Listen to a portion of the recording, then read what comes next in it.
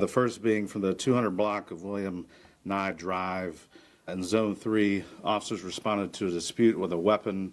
It was advised in the call remarks that shots were fired and a female was dragged back into the location. Once officers arrived, they knocked on the door. A male opened the door and immediately shut the door on the officers. The officers then established a perimeter. During the process of establishing the perimeter, 2 males fled out of the rear of the house. 1 male returned back into the house. The other male jumped 2 fences as he was fleeing. When officers located him on the other side of the fence, he appeared to have suffered an injury to his leg. Officers rendered aid and he was transported to Grady Hospital where he was pronounced deceased. That male is going to be a 39-year-old male out of Atlanta. Just to be very clear, the injury that was sustained was not via the officers on scene.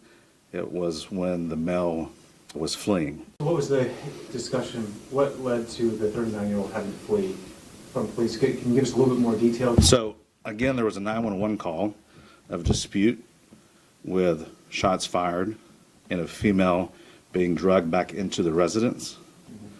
When officers arrived, a male initially opened the door, closed the door on the officer's face without communicating completely. That's when the officers established a perimeter and the 2 males fled. Why they fled, obviously, we can't speak for them, so it's still an active investigation. Was the woman injured at all? So we were not able to locate a female. We ended up with 2 males and the decedent. And you said the dispute started in a car, a moving car? No, outside of the residence. And then a woman was dragged back into the... That's what was reported. We have not been able to substantiate any of that, which is also a part of our investigation. And then when he jumped over the fence when one victim, what wound did he shoot himself? No, there was no indication of anyone being shot. This appears that there was, when he fell, some type of fracture injuries to the leg, which caused the bleeding.